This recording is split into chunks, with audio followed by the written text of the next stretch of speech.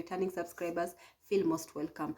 To my new subscribers, thank you. Thank you, thank you, thank you so much, and welcome to our family. And this is where we roll. So we'll be talking mostly about witchcraft, night runners, and we haven't finished. I see that there is a part that we're supposed to be like completing today. Yes, it was about witchcraft, and I was like, I started the story, but I never finished about these witches, witchcraft. You know, Africa is just, let me see, just it is just like Africa, as much as, okay, out there people say that we love each other, but go to the communities. That is where you'll know that us Africans, we don't love each other. We don't love each other, especially in the villages. No, there's a lot of hatred amongst people that I don't know why they hate people so much. But they normally come together when it is during funeral. They come together like no man's business. You will never even know that maybe this, that this family and the other family is not even in talking terms. They just come together as one. Yes, but inside deeply, they are no longer friends. They don't like each other. It's just like jealousy and such. So we've been talking mostly about about witchcraft and right running activities, of which I was talking about a story about these people. They really used to like visiting these witch doctors and so these people, they came to my village. Yes, they came to my village from their villages, because in their village where they were born, their motherland, let me say that their motherland, is it maternal home? Yes, from their maternal home. Oh, they never had enough land. And so in my community, we believe so much, and we value land so much. We have value land so much. So even if you're staying in town or in the cities, you must have a house or a home in the village. So if at all you don't have land, you just have to, if at all maybe you never inherited any land from your family, or rather from your father or grandfather or wherever, okay, you just have to buy maybe from that you are from your maternal place, or you can just go and buy it from another place where at least there is land there. So there are these people, they came from another community, and that community is very known for witchcraft and such things to do with the witchcraft. They are known for that.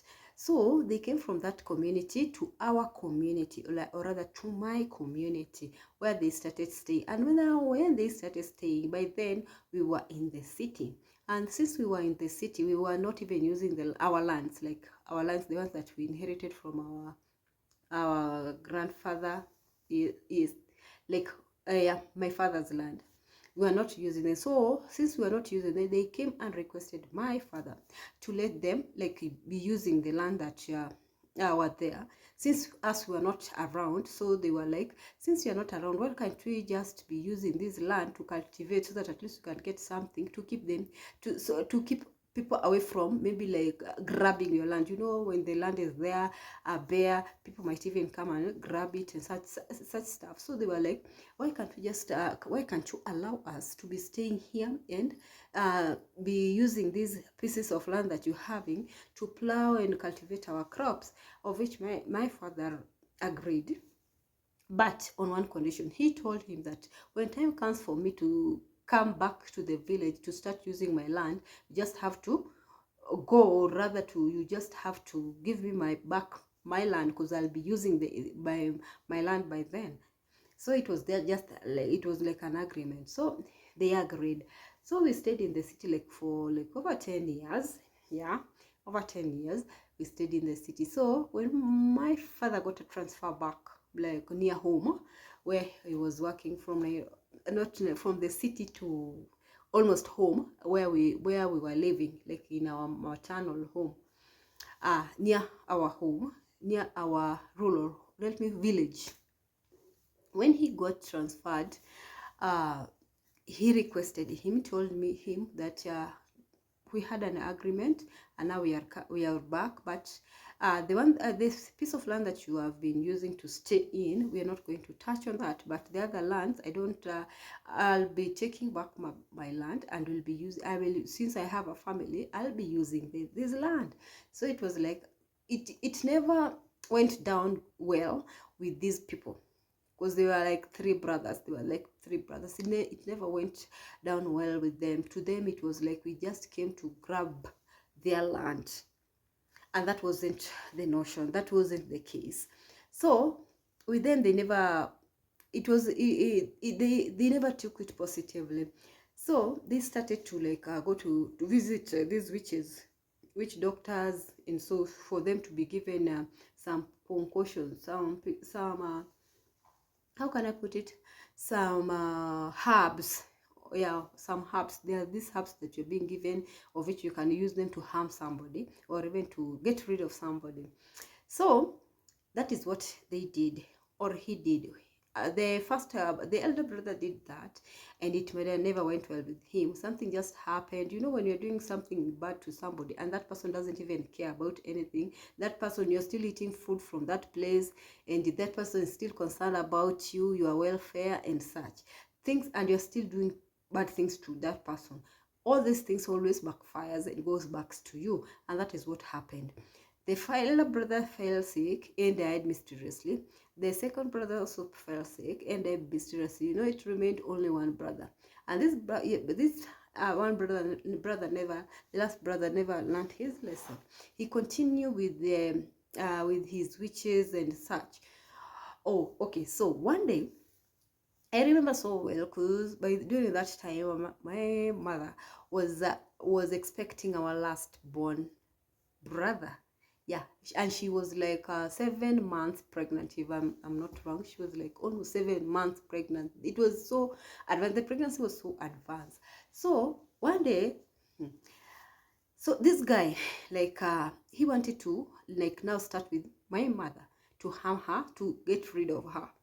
So he went to the witch doctor. The witch doctor gave him some concussions, and he came back to with the concussions.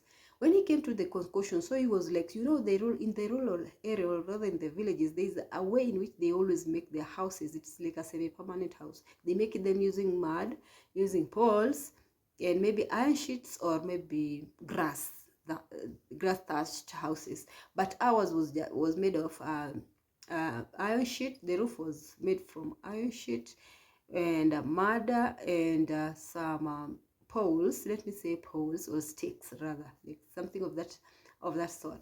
So there's a way in which you don't like when you're building the house, you don't like extend everything. The like you don't extend towards the roof. There's a space that you normally leave around the house for like fresh air to get inside or such. So you were busy in the house as we were sleeping. You know, kids, sometimes you're being told, go to bed, but you still don't want to go to bed. You're just like sleeping, but you are just opening your eyes. You're not even really sleeping. So during that time, I remember my mom was like sick. So it was like these things had started working. She was like sick, but my mom, since she has always been a very prayerful woman, very prayerful woman, ever since I knew her. Ever since I started knowing her, she's always been a very prayerful person. So that day, she was very sick, but she was like praying. It was during the night, and she was praying. So when she was praying, she prays, and then something touched her. You know, when we are praying, and maybe something like it's like a Holy Spirit or something just directs you to pray about something. And now she started praying about these witches, yeah, something of that sort. And now, not knowing that this person, the other brother, was there together with these herbs that he was using. It was like he was told to take these, these, what do we call them? Those concussions, or rather, those things from the drugs, or rather, the herbs from the, what do we call it? From the witch doctor. Yeah, he was told to take them, and during the night, he was supposed to like throw them inside the house, inside our house. Yeah, so he was using those gaps that have been left there for the gaps that are always being left there on the before you get to the roof. Yeah, that space. Yeah, so he was like trying to drop that thing, the concussions, inside the house. And now when my mom touched on those kind of witches and such, he had a commotion. He had like somebody, like it was like somebody clicked or something. And now when that person clicked on something, my mom was like, what is happening? And then she started praying, she started praying. All of a sudden, that thing dropped. Instead of getting inside the house, it went outside the house where the person was standing. So instead of that thing, the conclusion that he was being given dropping inside the house, it dropped back to where that person was. And that person just stood there without even saying anything. He was just transfixed on the spot. And now when my mom opened the door, he was like just standing there.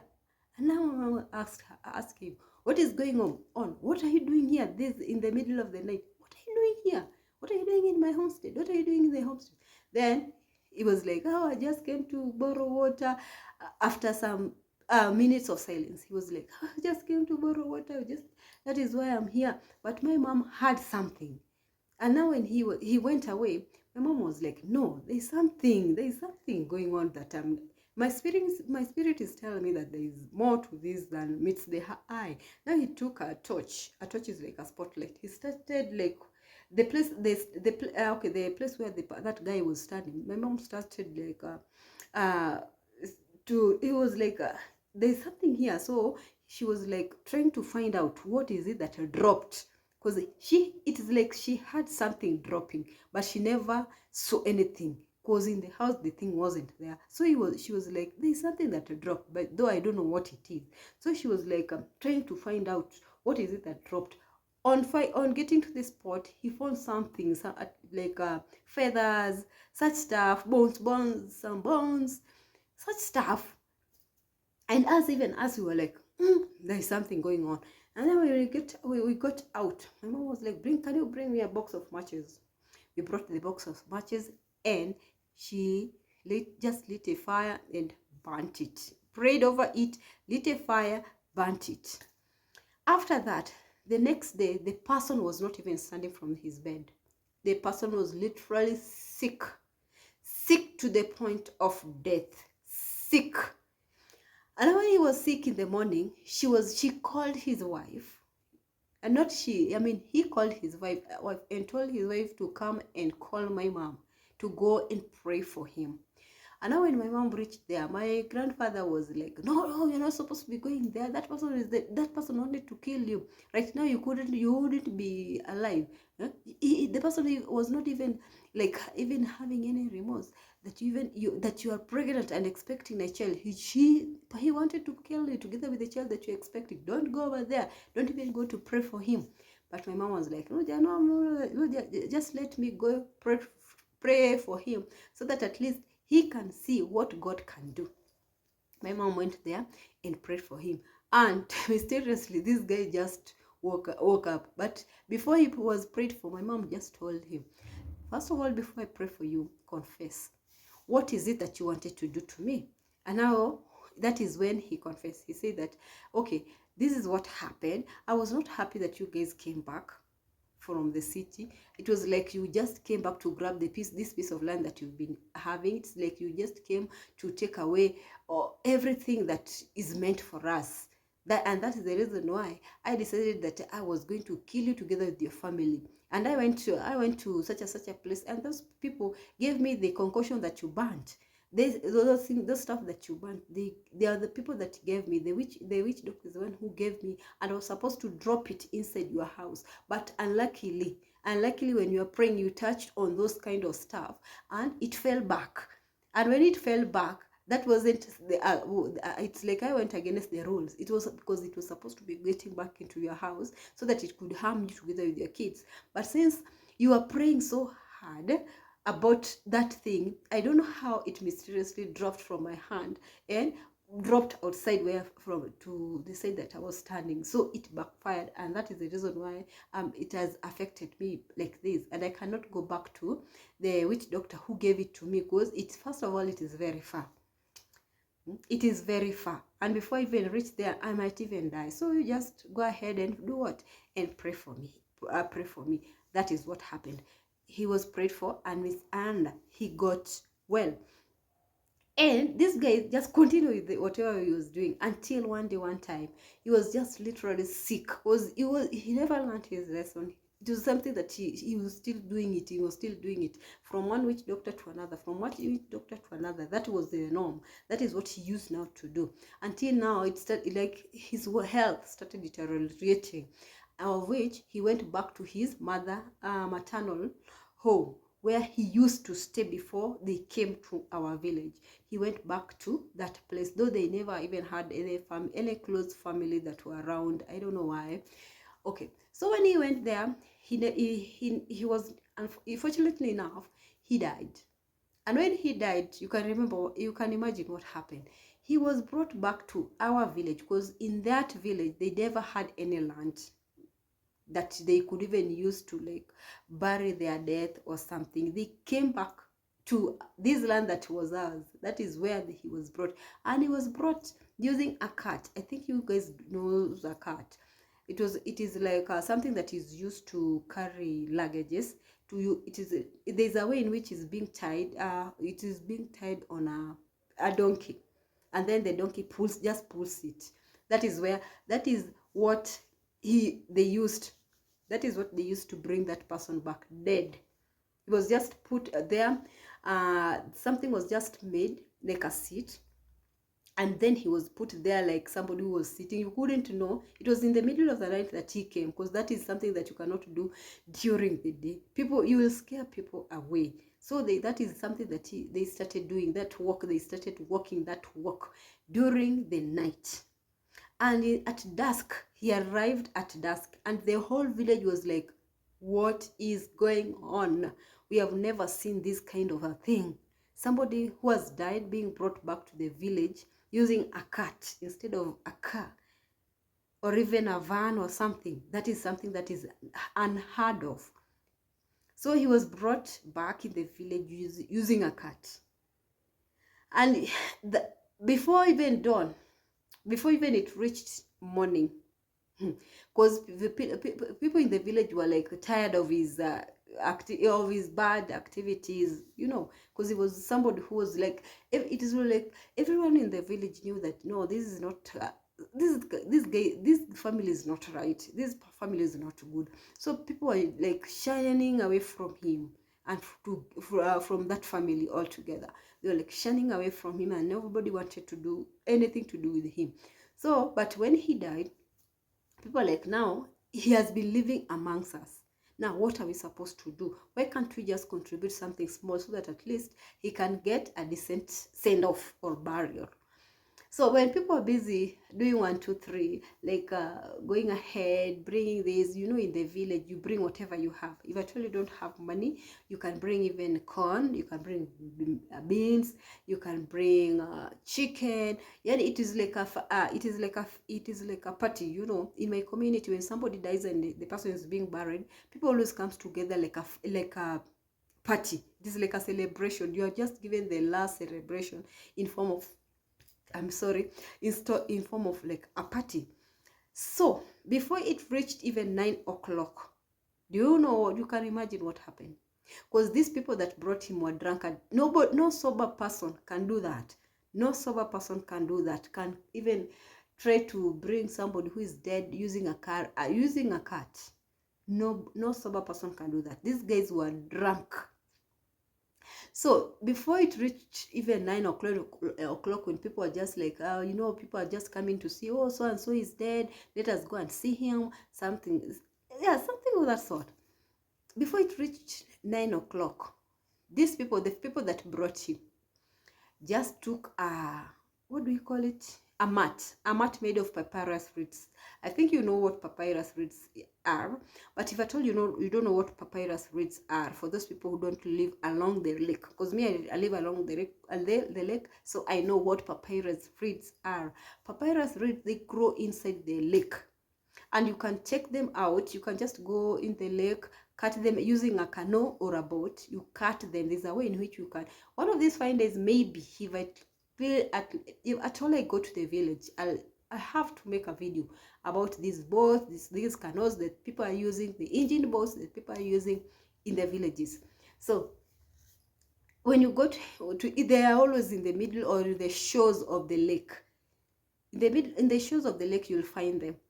So after you take them, after taking them, you dry them, and there's a way in which you remove the inside, their inside.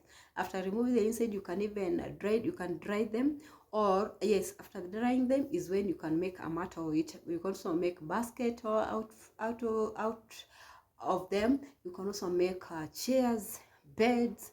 You can also make what do you call them, tables, yeah, something of those sort. So that is what they use, the mat. You can also use it to make the mat. And here they use the mat. So the mat that this guy was laying on, this the dead person the dead person that I was talking about, that mat is what they use. They just rolled it. After rolling it, they inserted they dug a hole, and that is how that person was buried, just like a dog. That is how the guy was buried. And now when people were coming to to his house to like come and see him off, come and see him, come and confirm him, but all is dead. There was nobody. There was nobody to be seen.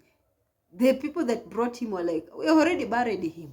They buried him. They took alcohol and sprinkled on the grave, without any ceremony, without even an officiating pastor or something of that sort. Nobody. They just buried him just like that. People were like, we've never seen this kind of a thing in the village. We've never, even I've never ever seen that. I've never ever seen that. So another part is will come tomorrow. Another part is going to come tomorrow. So guys, it is road to 200 subscribers. Road to 200 subscribers. If at all you've been watching me, you've been watching our videos and you haven't subscribed, this is the time to subscribe, because it is the road to 200 subscribers, and I want us to reach 200 subscribers by Sunday, and I know we can. So you are the person that I'm waiting for. If you've been watching me and you haven't subscribed, kindly subscribe, because we're waiting for you. We're waiting for you so that we can reach that 200 subscribers, and we are moving. The family is growing. The family is growing. So keep watching, keep watching, keep watching, keep sharing. Keep telling a friend to tell a friend. And kindly turn on your notification bells so that you can be notified anytime I upload a new video. Till then, let's see us tomorrow, same time, same day. Thank you.